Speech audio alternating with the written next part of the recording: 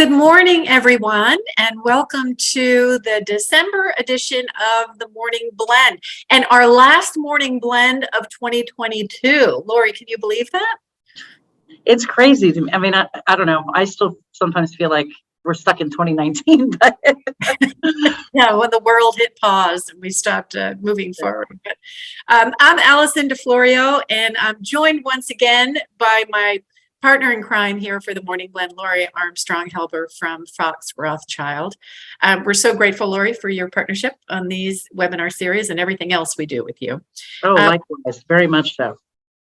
And as all of you who have joined us in the past know, that we use the Morning Blend to bring to you recent updates in the HR space and in the legal space that are going to impact your businesses and how you think about moving forward.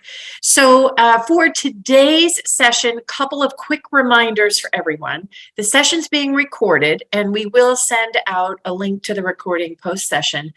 There are a couple of links in today's program that are going to be important for you. We'll call them out, and Whitney Beasley, our wonderful marketing director who is in the background here and making all of this happen, will pop them into the chat for you, and she'll also include them on the follow-up message that's sent out with the recording.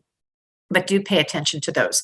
Your questions are important to us, so you can put them in the chat and we will do our best to address them when we can. And if we can't, both Lori and my contact information will be at the end of the session, so you can feel free to reach out to either one of us as we move forward. I don't think your phones will be on mute, but if there's anything that you need, please feel free to chat, and we'll do our best to make sure that you have what you need. So for today, we're going to talk about holiday observances and pay transparency. There's been a ton in the news about pay transparency, so Lori will fill you in on the legal aspects of it, and I'll share with you what we're seeing our employers do. The Daily Brew, we're going to talk about the post-midterm elections a bit, and then Lori's got some other really important legal updates for you. And I'm going to share a bit about the new framework for workplace mental health and well-being, which I think is fascinating, and I think will serve as a great starting point or a good framework for you to think about how you structure policies and practices in 2023. And then certainly we open up to your questions. So with that, Lori, do you want to share a little bit about you and your firm for anyone who's on the call that may not know you? Oh, sure. Well, thank you, Allison. So I am a labor and employment lawyer by trade. I've been practicing only in the area of workplace law for a long time. My firm, Fox, is a national full-service firm, however, so we can help you with all aspects of your business or even personal issues, trust and estates, family law, corporate, real estate, etc. But my area of we're not allowed to say expertise in the legal community. That's a no-no. But my area of focus, if you will, is all aspects of workplace law, which means I do everything from employment discrimination and harassment to wage and hour to traditional labor. And I will be talking about actually each of those areas today. And my personal focus and the folks that I work with in my group really appreciate partnering with folks like Allison and Exude, because we really look at things from a very practical, how do we help you get where you need to be with minimal legal risk, rather than, we don't want to be your no people. And I know sometimes folks get frustrated when they have to talk to lawyers. And I don't take offense when you say, I hope I don't ever have to talk to you again. But I want you to feel like we're on your team and we're trying to help you get where you need to be. So thank you, Allison.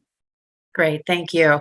And for those of you that are joining us for the first time and may not be familiar with Exude, I'll just very quickly share a little bit about our practice. And I think it's interesting, when we prep for these sessions, I'm reminded of why the way we think about our work matters, because today you're going to hear about how we touch on all three of our practice areas, which is obviously human resources and everything from strategic to practical tools and infrastructure. diversity, equity, inclusion, which is really the lens through which we look at our work. However, there are specific areas that we focus on with assessment and policy and process. And then leadership development, making sure that leaders and organizations effectively execute the policies and processes and lead by example. And I think you're going to hear that today.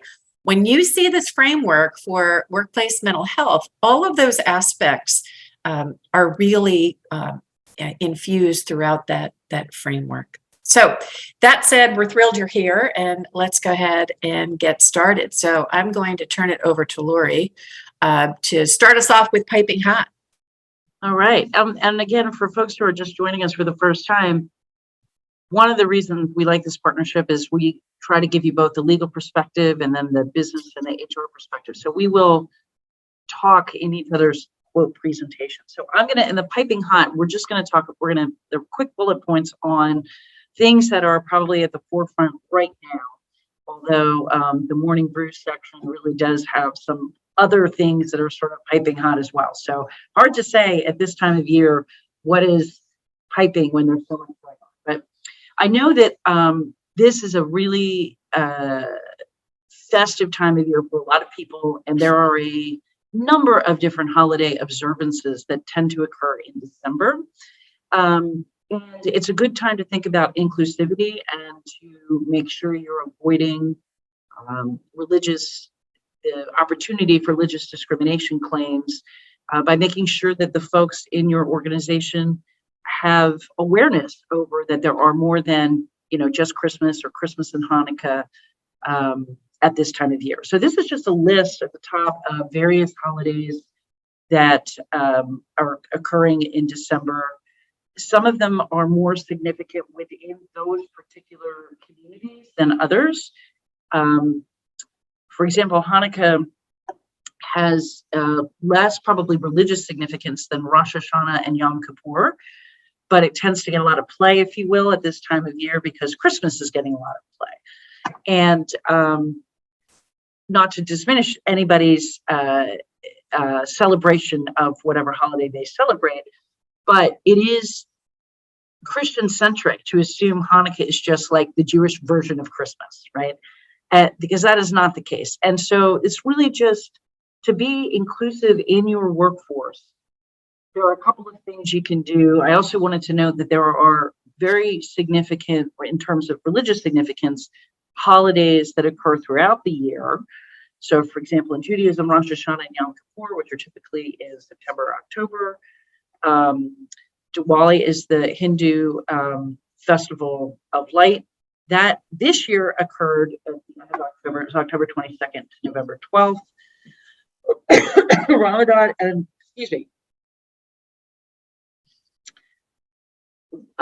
Ramadan is the Muslim holiday of fast, and that can occur at any time of year. This year, I can't remember what the dates were, but it was earlier in the spring, but it has occurred in December. So it's not the same date every year as some of the other holidays are. The Lunar New Year will be celebrated on January 22nd of 2023. Body Day, which I'm probably saying incorrectly, and I apologize for that, is the day Siddhartha Gautama attained enlightenment. I was just actually on a river cruise, as Allison knows, through Germany, Austria, and Hungary. We took my mom, who is 81, on this. It was her lifelong trip. And we took this river cruise, and it was very interesting because we went right after Thanksgiving. And in Austria, there's no Santa Claus. And if you go to a market, a holiday market, a Christmas market in Austria, and you see Santa Claus, that's not Austrian. They celebrate St. Nicholas Day instead, and St. Nicholas. Now they celebrate Christmas as well, but there is a very important distinction in their culture between St. Nicholas and Santa Claus. And if you weren't paying attention, you might assume that they're the same, and they're not. So anyway, all of this to say that if you want to have an inclusive workforce and you want to avoid religious claims, it is important to acknowledge that these different holidays occur at different times of year. It is important to do things like not schedule meetings on those dates. It's appreciated to give the appropriate greeting depending on the holiday. And to do that, you might want to ask respectful questions of folks who celebrate. That said, don't make assumptions about who might celebrate or who doesn't. But you might say, looking at the calendar for October, we see that the following holidays are in place. If anyone would like to share information about those holidays or customs, and then in turn, you can share them with the workforce. That would be a way to be inclusive. I know a lot of people who don't celebrate Christmas find December to be overwhelming and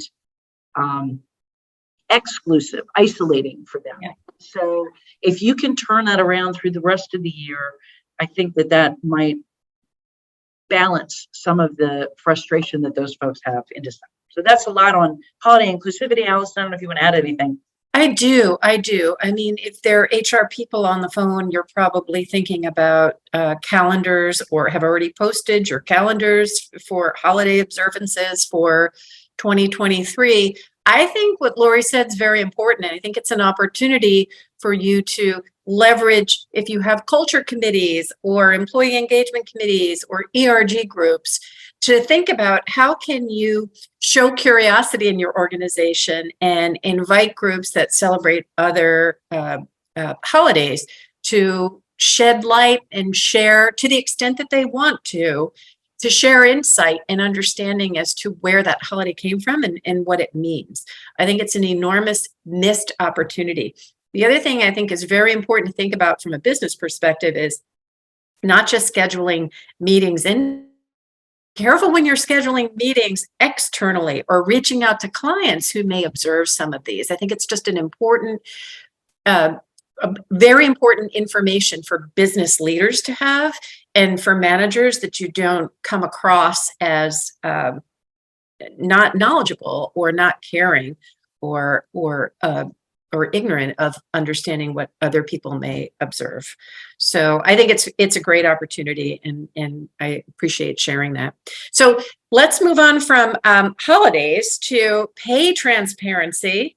My goodness, there's been a lot of talk about that the last few years, but certainly this past year, and with the legislation in New York going live, November 1st, it's getting closer to where many of the people on this phone may sit. So yeah. Lori, you want to take us away here? Yeah, interestingly, I was interviewed and quoted about the Philadelphia salary statute several years ago, the one that was challenged because it prohibited asking questions about salary, and then it prohibited use of that information. And if you don't know, Philadelphia was actually one of, if not the first, jurisdictions to sort of think about salary transparency. Since that, well, I should say, by the way, that statute was ultimately upheld. There was sort of a split decision by Judge Goldberg here in the Eastern District, saying that the prohibition against asking was a infringement on the First Amendment, but that the prohibition against using that information could be upheld. And so that went up, and that was actually changed. But ultimately, the statute is upheld. But we've evolved from simply you can't ask to now pay transparency. We want to publish that information. And as Allison said, New York has gotten a lot of press. I'm not sure whether that's because we're the Northeast or because they've had it really escalated in that area. So New York City in December of 2021 passed a salary transparency measure that required employers to disclose pay ranges in job advertisements. That law was supposed to take effect in May 2022, but its implementation was delayed until November of 2022, November 1st, so it's just taken effect. In the meantime, Westchester County and Ithaca, for example, followed New York City's lead and adopted their own pay transparency or salary transparency laws. And ultimately, New York State has similar legislation pending. And without getting into specifics about each, it's really interesting because we're seeing evolution even beyond that. So there was pushback originally has been pushback, particularly in New York City, I think, by businesses feeling like they're already paying the highest rates in the country for wages. And it's sort of funny when I started looking at this issue, when I was looking at that case that I mentioned, that when Philadelphia passed its um, salary law, I could really see employers' points of view, and I was really sympathetic to that. And I frankly have evolved. I don't understand why it should be secret. A job is worth what the job is worth. And it's not saying that you can't make distinctions based on experience or um, some extra benefit that a particular candidate might hold. But we post advertisements for the value of things all of the time, right? You see a car advertisement. How much is this house? And there is some room for negotiation, but it gives you a benchmark so everybody sort of understands what the market bears. And that is fair, frankly. But we're seeing beyond that. So right now in New York, in Maryland, in Massachusetts, we have pay transparency laws.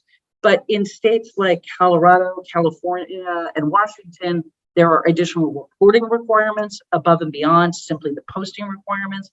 And in Illinois, those reporting requirements are broken down not only by job category, but also must report by gender and race as well. So we've really seen an explosion in this area over the past year, which I think is great. And I also think you're going to see pay transparency maybe originally was focused on gender specifically. The Equal Pay Act was passed in 1967, I think. And is flawed for a number of reasons. But then we didn't hear much, everybody sort of knew. You get that thing on your calendar. Oh, today is the day I start making, equivalent to what a man makes, or, that whole thing about whatever, pay equity day. And it's like 5 months into the year and even longer for people of color. Well, this legislation, I think we're going to see continue to spread on the state and on the local front. And ultimately, historically, what we've seen in those cases eventually is some sort of federal legislation, usually, not always, but where you see a lot of activity on the state and local level.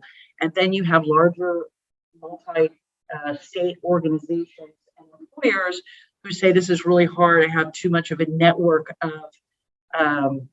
patchwork network of statutes that I have to comply with. There's usually a push for some sort of federal regulation, but we are not there yet. So, Alan. Yeah, no, a couple things to add, and I think that this is important for anyone, any employer to know. In addition to the laws that are requiring employers to post salaries, a recent study showed that 65% of job seekers will not apply to jobs that don't post salaries. So if you're thinking about, why you're not getting the hits you were expecting to job postings, just think about that. And the other thing I would add is anyone who has, if you've checked Glassdoor recently, which you should as employers, just check all the time to see what they're saying about you. But you'll notice that they do collect data and they do show for all their job postings, whether it's valid or not, they'll show a salary range. So I think job seekers have access to some of this information. They're looking for transparency. The study that I referenced also showed that transparency in pay, that does not mean that we share salaries across the board in every organization. Some do, some don't, but that's not what transparency means. It means an organization is transparent about how they set their pay structures and how they determine where they're going to, the ranges that they set for organizations, that they can share with employees, that they go through a process, that they look at it annually or biannually or however frequently or when jobs are open, and that they look at well-validated data to make the decisions about what the market value is for a role. That's a level of transparency. Just know job seekers and employees are looking for that information. One other important piece of information I want to share that's related to salaries, not necessarily posting salaries, but this particular report, which I'm happy to share with you if anyone's interested, also said that 75% of employees will do their homework before coming to a performance management or salary discussion with their employers. which is very different from what used to happen in the past. But 75% of them are coming prepared to talk about salary with data to back it up. So tip number one, make sure that your managers understand your salary structure and can speak to your comp philosophy or why you set salaries the way that you have, because that will come up. They don't have to be experts, but they have to be able to speak to the process that you've used. So one other thing, and if you think about it, to the extent there's still sort of pushback, if there's a candidate out there who's interested in a position in your organization, but also has certain compensation requirements, it's a waste of their time and your time for them to go through the process. If they know, for example, I cannot take a job that pays less than X. And although this job is very interesting and intriguing to them, it doesn't meet that requirement for them. You'll get through the whole thing, make them the offer. Well, now you've lost time as well. So it's really, I think, beneficial to everybody involved in the relationship. And I'm not sure that people received it that way in the beginning, but I do think that it's going to be helpful. The other thing I wanted to say, and it's sort of the two things related to pay transparency. One is that the National Labor Relations Act, which covers all employers, whether you're unionized or not, makes it an unfair labor practice charge for an employer to prohibit employees who could be unionized. So in other words, non-management level employees. An employer may not prohibit those employees from talking about their pay. So compensation secrecy, confidentiality, and all of that used to be a thing. And under the Obama administration board and under the current board, well, really since, I should say, the Obama administration board, we've seen activity where unfair labor practice charges have been filed against non-union employers where they have policies that infringe on these what we call Section 7 rights, or the right to engage in that sort of conversation about terms and conditions of employment. The other thing is, again, tangential, is in particular if you're a federal contractor, you have requirements, pay equity requirements. And part of the plan you might put together could be bolstered by the way you handle pay transparency.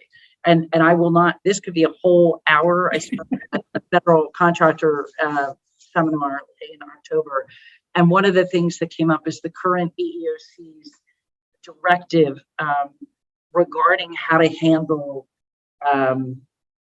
pay equity issues and what has to be disclosed. And so if anybody's dealing with any of that, shoot me a note, and I'm happy to share that with you. But I just want to mention here because I do think it's sort of the other side of pay transparency, and that they're all related. Great. And maybe you just came up with a topic for our next morning blend, so we can talk about that.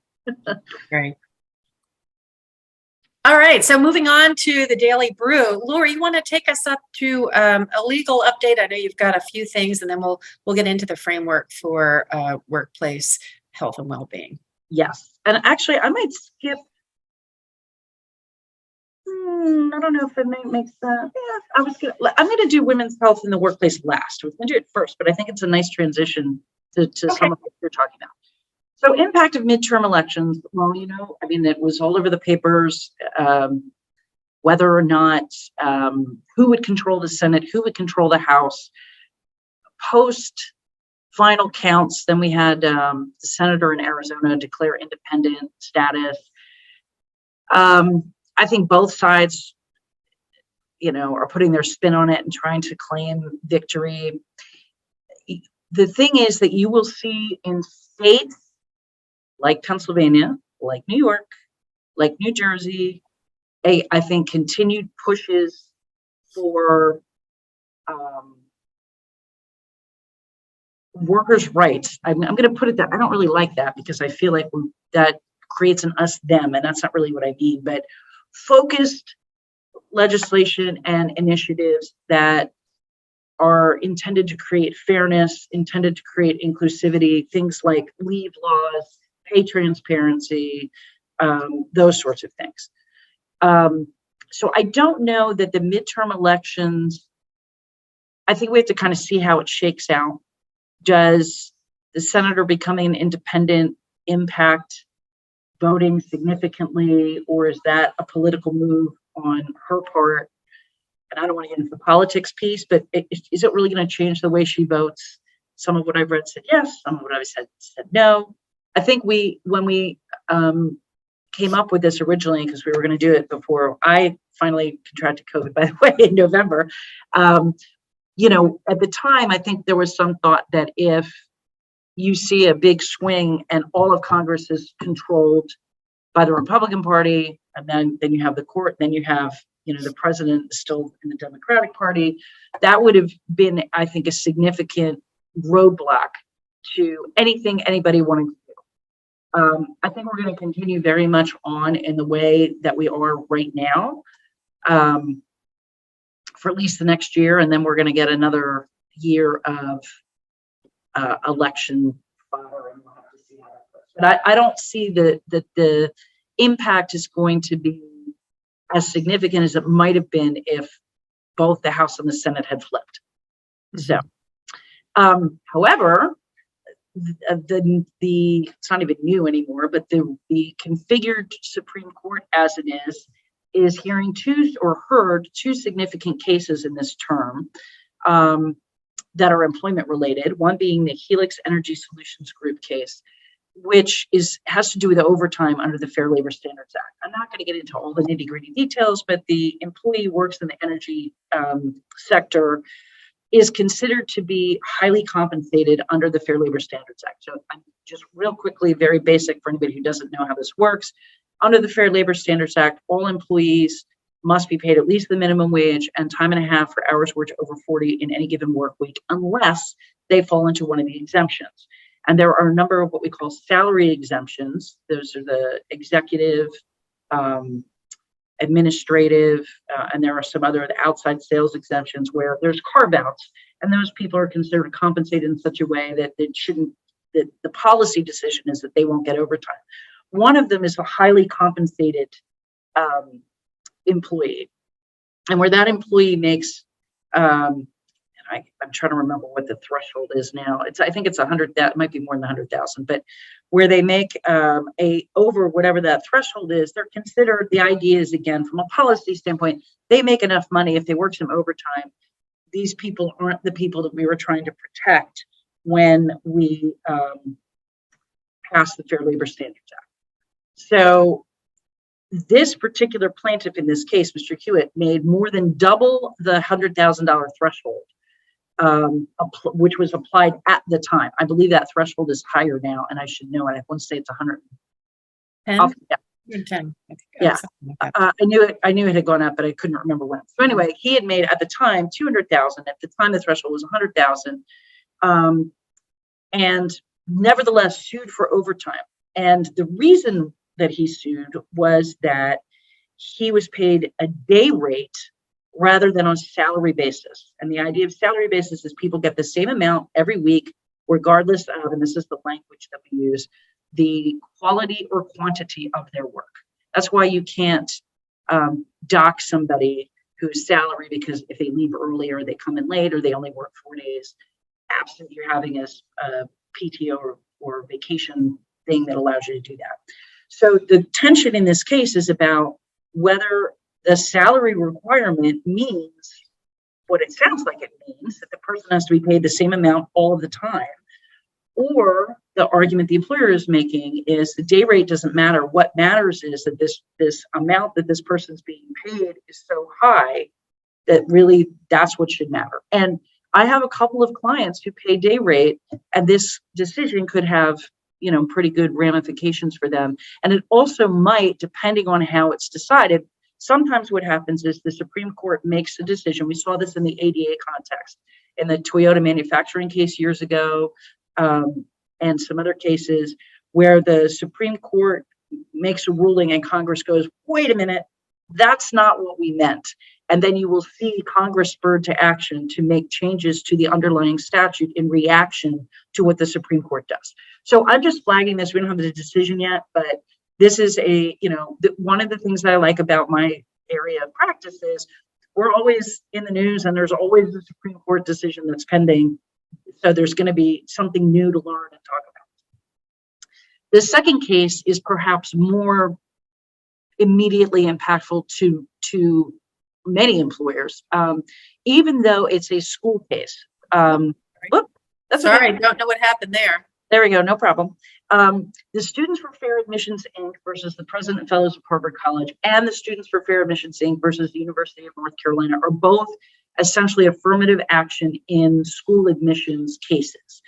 And what's interesting is, I think historically, we as people have made the assumption that these cases are brought by white students who feel that they have been unfairly excluded in favor of minority candidates. And in fact, in the Harvard case, the majority of plaintiffs are actually Asian students who are bringing this claim. And it doesn't matter. I'm just saying, I mean, it doesn't matter who's bringing a claim. I'll talk about the theory, but I think it's interesting that the context is going to be different. And sometimes that matters in the way the court might view the case, right? Because historically, we have thought of white students as having privilege that other students don't. And that was the sort of theory behind affirmative action in college admissions. And we've had some swinging back and forth. You know, you can't have a quota. And just so you know, constitutionally, unless an employer or an education system has specific history of discrimination that they are specifically trying to address, you can't have any sort of quota system. Quotas are generally considered to be discrimination in their own right? Where you've seen quotas in other cases, I just want to make this clear, it's because it's an intentional redress designed to rebalance an imbalance that was tied specifically to discrimination that you can point to, as opposed to sort of the general societal issues of discrimination, right? And so the issues in these cases involve that both of these academic institutions and many institutions, and by analogy, many employers, look at, if I have two candidates and they're the same, I want to use my interest in diversifying my workforce or diversifying my student body as sort of the plus that allows me to select a diverse candidate. Mm-hmm. And the question is here whether or not that's going to be permitted, or whether or not you're going to have to flip a coin or find some other reason. And so that case is before SCOTUS as well, and will be watched. And in fact, I teach, or as Allison knows, I say I corrupt young legal minds at Temple Law School in the spring, and I teach employment discrimination law. And my students, depending on when this decision comes down, may be in their exam question trying to predict what it's going to say. So it's fun. I like to do that. And I don't never really, not that I don't care what their answer is, but I'm more interested in how they get there and why they think that. So that's what's going on in the Supreme Court. I don't know if you want to, before I go to the board, I don't know, Allison, if you want to jump in for a second. No, I don't. I think in the interest of time, we can keep on moving. And then we do have a couple of questions related to pay that I want to go back to, but why don't you finish this piece, and then we can address those questions before we get into the mental health piece. Okay, so the other thing, let me grab a piece of paper here. I wrote this down. I am the regional committee co-chair. The management side of the Region 4 National Labor Relations Board Policy and Procedure. It's an ABA committee. So here, what the point is that we get to schedule with the regional director in our region a meeting every year, and they go over things that are important and that are going on in the region or with the board more generally. And at our meeting, which was held last Monday, one of the things we covered was statistics. And I have been telling those of you who've been with us for a while, my thoughts on union organizing and the fact that it's spiked. And in fact, I have a number of nonprofits who, one had their workforce came together, wrote up their own petition and said, we've made our own XYZ nonprofit union and we want you to recognize us. So this isn't, I really wasn't being Chicken Little. This is happening everywhere. And this bore out in the statistics. In the past fiscal year, there's been a 35% increase in Region 4 in representation petitions being filed. There's also been a 21% increase overall in all types of cases, and increases in unfair labor practice charges as well. And so, I think I've been saying that there's a lot of activity going on, and you might want to do a vulnerability assessment. I can help you with that, or I can direct you if you don't have regular labor counsel. But it's just the same way you would do sort of an audit on other things. It's a vulnerability assessment on labor issues and possibly being organized. Two other big things that have come out. One is out of the board came restrictions on workplace dress codes. In the past, employers could prohibit pretty much anything in terms of workplace dress codes except for buttons. So buttons were kind of the special thing. But now the board has said buttons aren't enough. Folks that want to wear pro-union attire should be permitted to do that. And I know Allison has a lot of really important stuff to talk about, so I'm not going to get into it more than that, other than to say you're going to want to revisit your workplace dress code restrictions, particularly if you have anyone engaging in sort of pro-union activity. And lastly, the board has put forth yet another iteration of how we find joint employment. And I think that's important, whether you think, oh, I'm not in a union organized kind of thing. But if you are partnering with, if you have a temp agency that you partner with, if you are use vendors, depending on the circumstances, if this joint employment standard goes through, it will be much easier to find joint employment. So you might find yourself subject to additional enforcement under the NLRA unwittingly as a result. Trends for 2023, I think I've already said this. I think we're going to see things continuing much in the way that they are. I'm curious to see whether you're going to see more movement on leave, because I know that was a big family and personal leave, paid leave, we've been talking about for a while, but that would be the one thing I look for. And lastly, women's health in the workplace is actually kind of it's an up and coming topic. So we might see more of this in 2023. And it is about making sure that there's inclusivity and policies and benefits available that support women. So things like menopause policies. We heard some about travel for abortion policies, and we don't have time to get into that, but sorts of things that we had traditionally thought of as women focused. And I spoke at a conference in November in San Diego on this particular issue. And a lot of what we were talking about was making those conversations comfortable.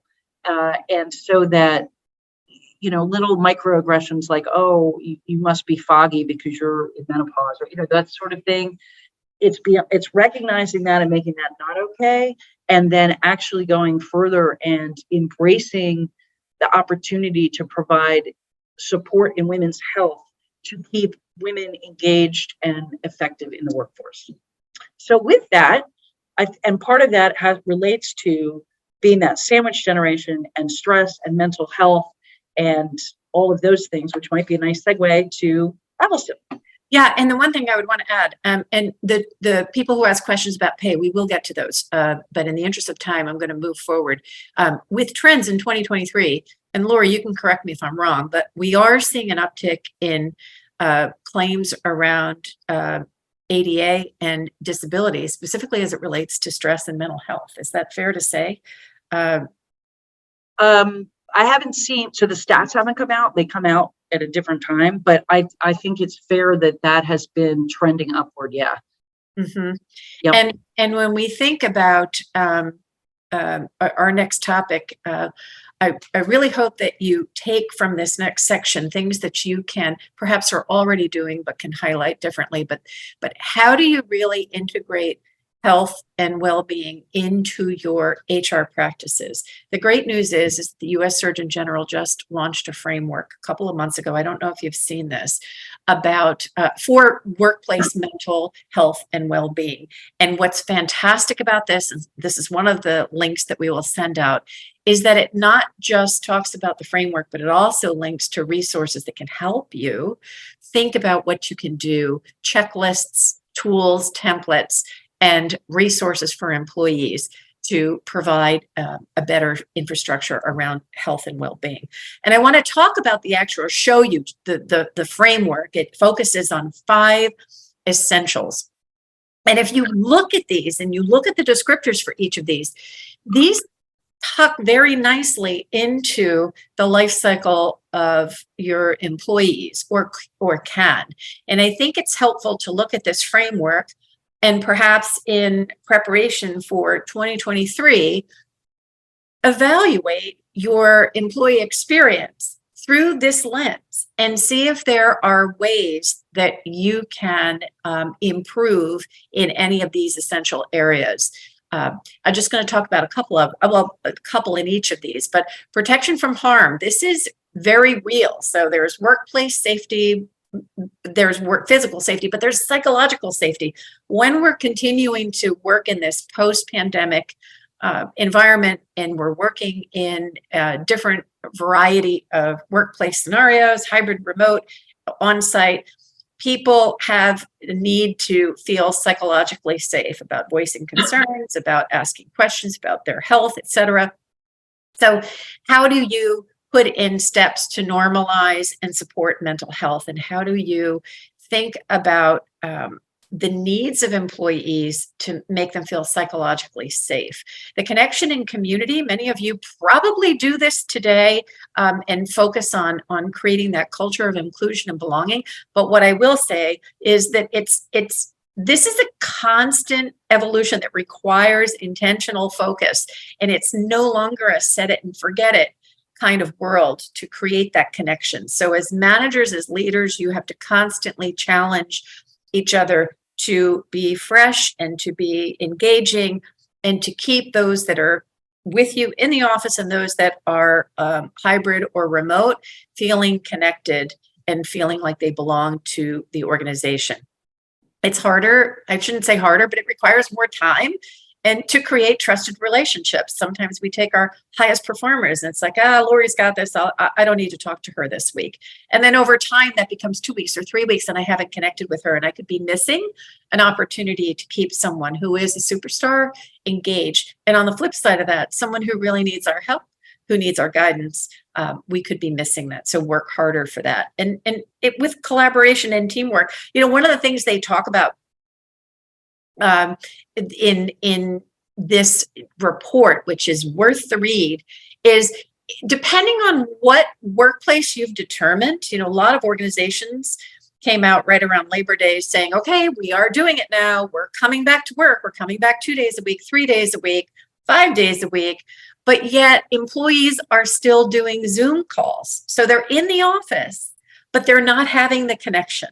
So I really think that it's time for leaders to create environments that matter. If you're going to ask me to come into work, then let's use that time to have the connections that matter in the workplace that create that culture that we need. Work-life harmony, I think we've talked about this. Lori talked about access to paid leave and how that might be something that we'll be hearing more about.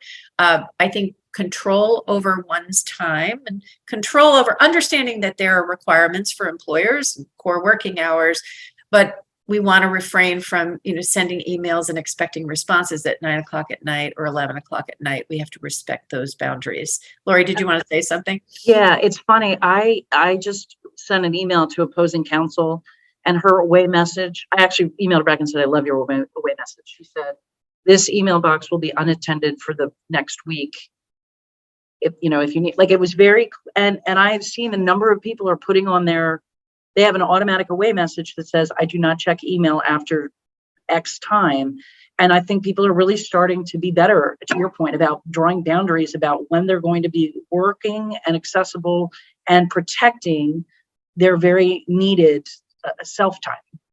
Yeah, and I think it's important that leaders model that. Because if you can say that, it's like words on paper, but if leaders don't model that behavior, then those they lead are going to feel, oh my gosh, if I do that, then I will be perceived as someone who is not, engaged. So I think it's important that you really make that part of the culture. Mattering at work. Provide a living wage. All right. We talked about pay transparency. We talked about trends in pay. And some of the questions that came up is, we don't post ranges today. What's an example of a statement on pay transparency? And Lori, I don't know what your thoughts are there, but what we're speaking with a lot of our clients about is have a compensation philosophy in writing. And that compensation philosophy can simply talk about what you as an employer do to make sure that your pay is relevant to the market. And that could be, we look at our pay scales annually. We evaluate, what we're going to do with salaries.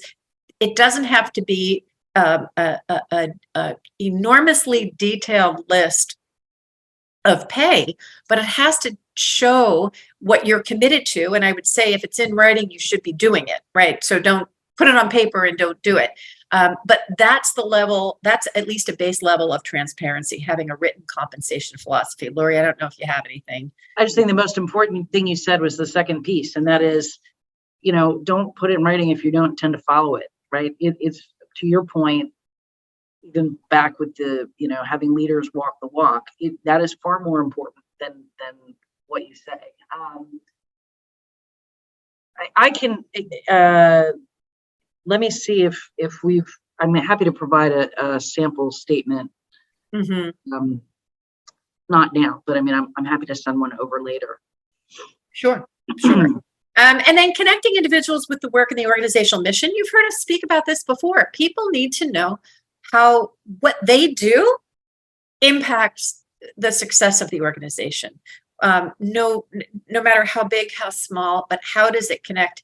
And that's a story managers, leaders have to continually tell. You have to continually show the connection of what someone's work is to the overall success. And then this opportunity for growth. This is in the report that I referenced earlier. They talk quite a bit about the drivers of employee engagement, which haven't completely changed, but where they're falling and the most important has adjusted. And having understanding what opportunities are available for learning and development has always been important, but that's bumped up in what employees are seeking and what candidates are looking for.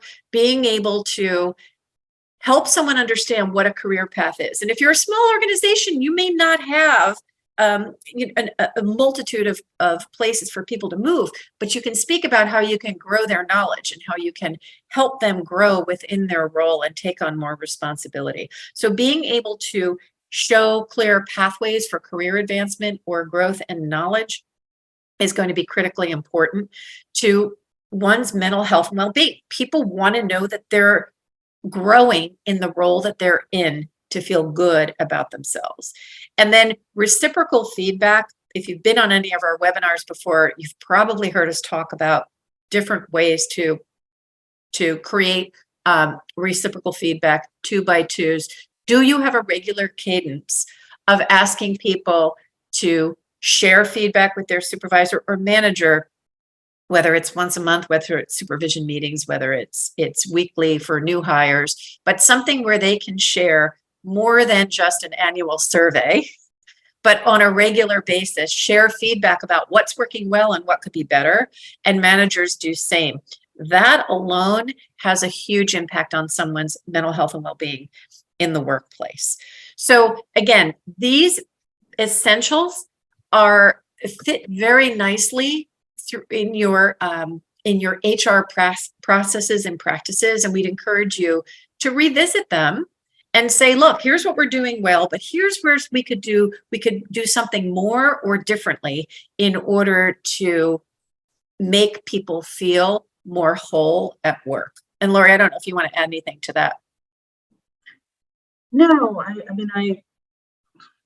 don't know. I feel like you and I always talk about giving people every opportunity. My mantra, we have to give our employees every opportunity to succeed. And to me, this is just a natural extension of that.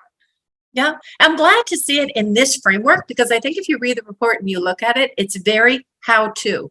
Instead of just saying these are nice to-dos, this is a how-to framework. Okay, couple quick things: review the framework and reimagine that employee experience. Post the resources. There are a number of resources here. I'll show them to you in a minute. Some of whom are for employers, and then many of which are for employees. I don't think that you can over communicate access to resources that help people through particular times in their life that will impact their health and well-being. Communication, we always say that, regular and ongoing. And I'd recommend that you think about educating monthly reminders or highlights of benefits that you have or events that are happening, because people tend to forget if you only do it once, or even if you only do it in one way. If you only send a newsletter or you only send email communication, I think there's value in having a monthly education piece that could be part of a department meeting or something that you already hold to highlight what's available. Flexibility continues to be important. Lead by example. That's what we were just talking about. Focus on the outcomes of people's work product and hold people accountable, but hold them accountable to the impact of their work, not to whether or not they were, that they're there every second of every day. And then give them flexibility within their days. We have a number of employers who are in remote and hybrid environments, restating their core working hours. So there's an expectation that these are the core working hours that you should be available, but understanding that there should be some flexibility in how they manage their work. And lastly is communication, and something that the report talks about that we've talked about, I think, on probably every morning blend that we've ever done, is making sure that you are communicating effectively. And what we do know, and we certainly have seen this accelerate since the pandemic, is that key competencies for leaders and managers is to communicate openly, often, and with empathy and compassion. And that was a shift from the way that perhaps managers were communicating pre-pandemic, but this will continue to be, for our most effective leaders, the competencies that we need to focus on. Remember that it's not a one-size-fits-all, set it and forget it, that you're constantly going to be developing new ways to communicate with people, ongoing and changing, right?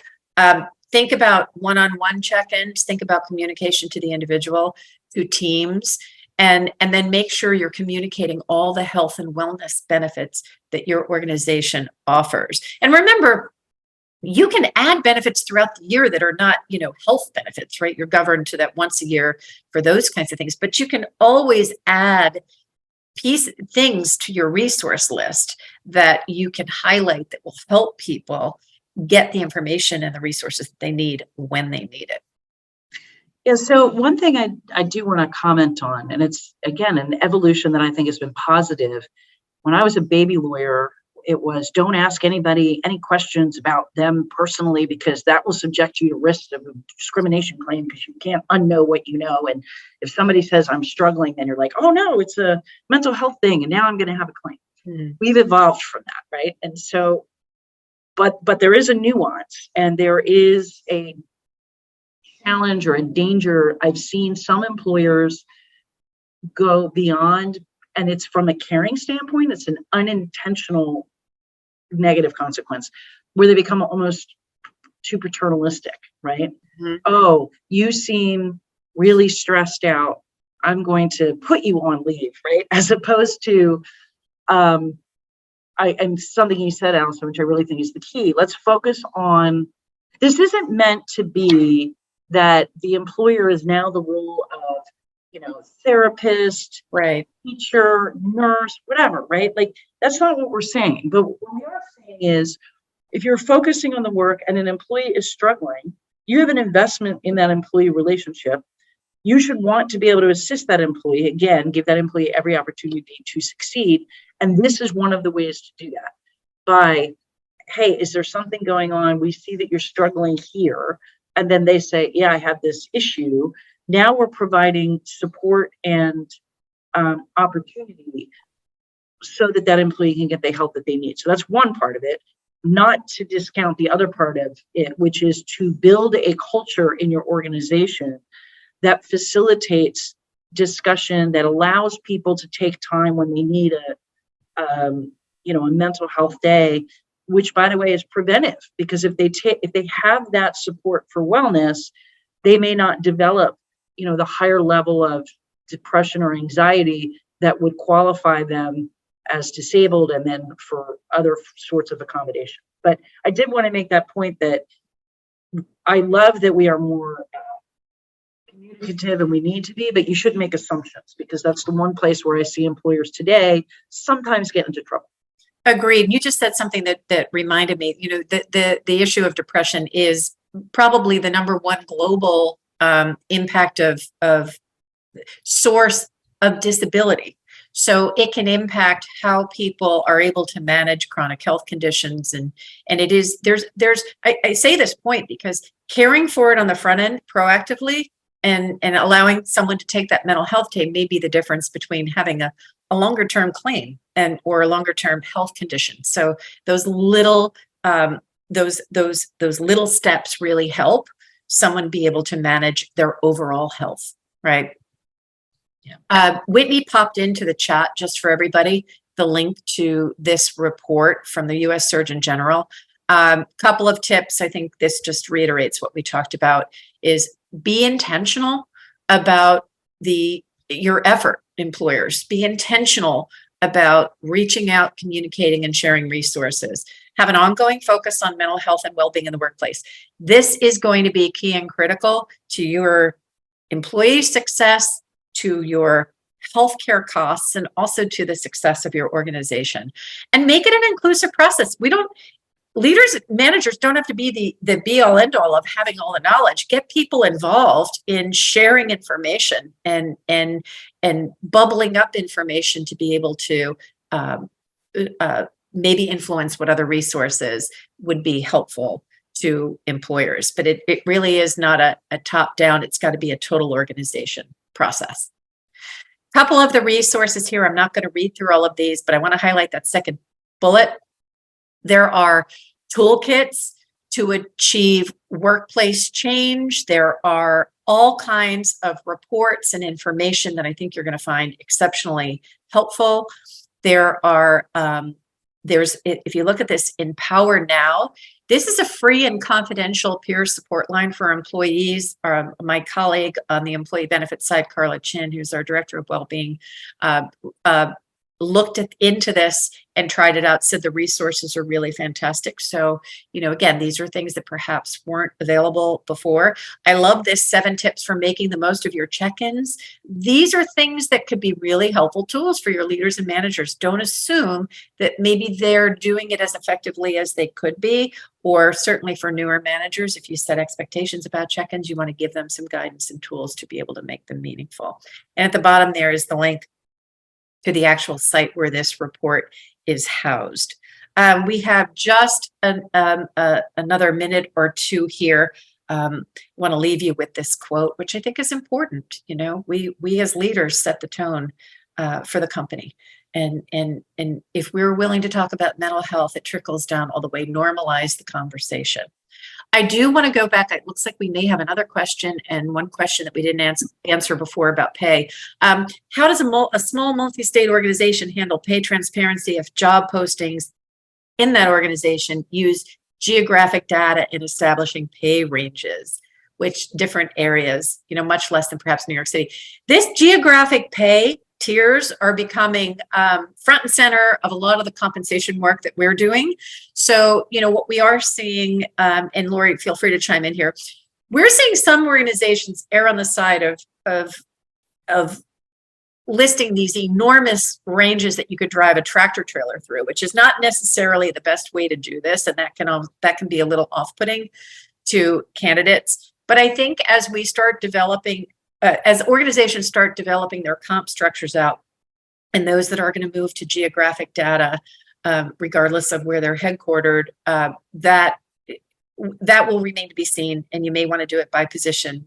Yeah, law firms have long done it by geography. National firms will have tiers. And if you're in a tier 1 city, then the associate range will be X. And if you're in a tier 2 city, then it's Y. I'm not sure if I entirely understand the question. I guess it's, if your transparency suggests that your post would provide enough information for somebody to figure out what the amounts are and where and why, right? So if you have somebody working remotely in this hybrid, you don't care where they are, then that's a little different than saying this person is considered to be an employee in the New York market, even though it's a remote or hybrid position, and then this is the range, as opposed to someone else in a different market. I think this is all. I don't think there's a perfect answer for this yet, because I think as people continue to work remotely and from other parts of the country, it's going to dilute some of these issues, and they're complicated right now. They are. And this last question, I'm sorry, I know we are over time, is if an organization's health plan does not cover mental health treatments such as therapy, can you recommend resources that we can help provide? Some of the resources are in this, are some of the tools that are available. And also for that person, if you want to reach out to me separately, I have a list I can send you of different resources that are available in the not-for-profit space. But I would also suggest you go back to your health plan, and next time you're doing open enrollment, you need to make sure that you can make those minor tweaks to increase the mental health benefits that are available in the plan. So that be said, oh my goodness, this is the end of our 2022 Morning Blend edition. We really want to thank all of you for taking time out of your days to join us. And we hope that you leave this with some helpful tips or tools or tricks to think about what you're going to do for 2023. Lori, thank you so much for yet another year of being my partner in crime here. And our contact information is here. Please feel free to reach out to either one of us if you have any questions. And with that, happy holidays to everyone and happy new year. Yes, happy holidays, and here's to a safe and healthy new year. Thank you, everybody.